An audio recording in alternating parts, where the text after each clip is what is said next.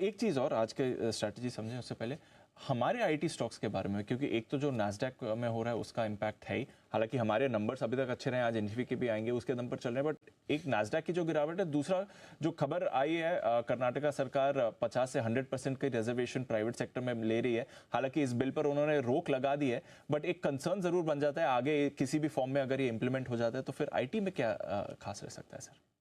देखिए, पहली चीज तो आईटी पे कोई फर्क नहीं पड़ेगा, ठीक है? ओके।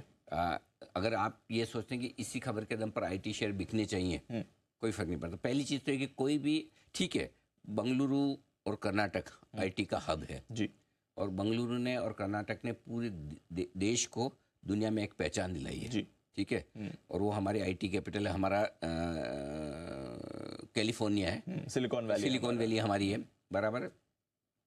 अब ये जो मूव कर्नाटक सरकार ने लिया है, मैं कोई राजनीति में नहीं जाना चाहता, मैं करता भी नहीं हूँ, मैं सिर्फ इसको बिजनेस पर्सपेक्टिव से आपको समझा रहा हूँ। देखो, ये बहुत अच्छा मूव है, अच्छा मूव है, बहुत अच्छा मूव है लोकल इलेक्शन जीतने के लिए। सही बात है, और लोकल्स को लुभाने के लिए। लेकिन ये बहुत खराब मूव है उस पर्टिकुलर स्टेट के लिए, जो भी ये करे। इसके दो रीजन बताता हूँ दीप।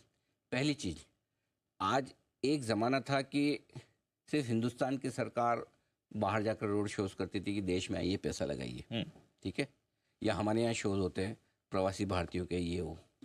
अब हालत ये हो गई कि हर स्टेट, कोई वाइब्रेंट गुजरात करता है, कोई मैग्निफिसेंट एमपी करता है ना, हर स्टेट आपस में कॉम्पीट कर रहा है बिजनेस के लिए। बिल्कुल।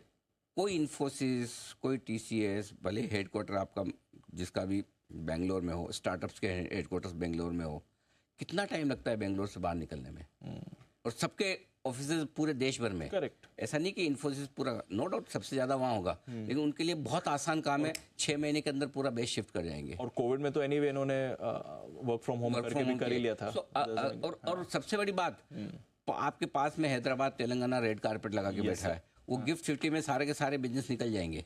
अहमदाबाद तैयार बैठा है। करेक्ट। मुंबई के पास सूरत है, सूरत का इंफ्रास्ट्रक्चर डेवलप हो गया तो क्या मुंबई और क्या सूरत, और वहां पर लोग भाग जाएंगे। एग्जैक्टली। तो ये खाली इलेक्शन जीतने के लिहाज से इस तरह की घोषणाएं ठीक है, पहली बात तो लागू होंगी नहीं जी।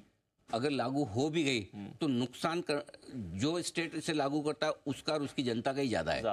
भाई नौकरी देने वाला होगा तो नौकरी देगा ना। करेक्ट। नौकरी देने वाला ही नहीं रहेगा तो नौकरी कहाँ से होगी? सो आई थिंक थोड़ा सेंसिबल बात करनी चाहिए। देखिए, मेरा पॉइंट ये कि आप रखिए कुछ एक लेवल तक, कुछ इससे बढ़िया दूसरा तरीका और हो सकता है, जिसमें मैं बार बार बोलता हूँ सरकार को भी कि बजाय आप टैक्स बढ़ाकर टैक्स वसूल करने के, टैक्स घटाकर टैक्स कंप्लायंस बढ़ाइए। आज बेंगलुरु में ट्रैफिक की समस्या है, पानी की समस्या है, करेक्ट, वो सोल्व करो ना, आपके और लोग आएंगे बिजनेस करने के लिए, ज्यादा से ज्यादा लोगों को नौकरी देंगे। आप कोई भी आउटसाइडर आता है कि किसी स्टेट में बिजनेस करने, या कोई भी, तो वहाँ कोई भी देश इस देश से दूसरे देश में जाके बिजनेस कर रहा है तो उसको लोकल तो लेने ही पड़ेंगे। Correct. उसके बगैर कोई चांस ही नहीं है। करेक्ट। आप लोकल के बगैर कर ही नहीं सकते बिजनेस। कई सारे बिजनेस के ऑपरेशन है जहाँ आपको लोकल चाहिए। फॉर एग्जाम्पल, आपका एडमिनिस्ट्रेटिव हेड है, वो लोकल नहीं होगा तो काम ही नहीं हो सकता। उसको रोज आपकी लोकल अथॉरिटी से काम करना है। तो कई सारे ऐसे काम होते हैं जो हर कंपनी में लोकल्स ही कर सकते हैं।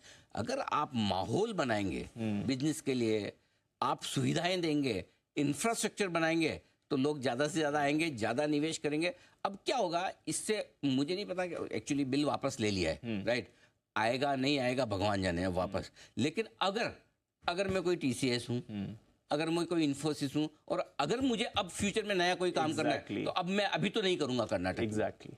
कहीं और ही करेंगे आप। मैं अब जब तक ये क्लैरिटी नहीं आई, मुझे नया जो भी करना है एक्सपेंशन बाहर करूंगा। सही बात। तो ये जो भी राज्य ऐसा सोचे, पहले बीच में हरियाणा ने भी ऐसी सोची थी, आगे बैकफुट पे, कर्नाटक ने भी एक दिन में बैकफुट पे आ गए, राइट। जो भी ये सोचेगा वो अपने राज्य का नुकसान कर रहा है, फायदा नहीं कर रहा। और वह भी, वैसे मैं तो एक्सपर्ट नहीं, लेकिन मैंने कई न्यूज चैनल्स देख रहा था, कॉन्स्टिट्यूशन में भी ऐसा कहा जाता है कि किसी को भी देश भर में कहीं नौकरी लेने के लिए वो स्वतंत्रता है, भगवान जाए। तो मैं कोई कर्नाटक के लोगों के अगेंस्ट नहीं हूँ, मैं किसी के अगेंस्ट नहीं हूँ। मैं सिर्फ ये कह रहा हूँ कि जो राज्य सरकार चाहती है कि उनके लोकल्स को ज्यादा काम मिले, वो उनकी थॉट प्रोसेस बहुत अच्छी है, उसके लिए उनको वहां पर बिजनेस का माहौल बनाना चाहिए।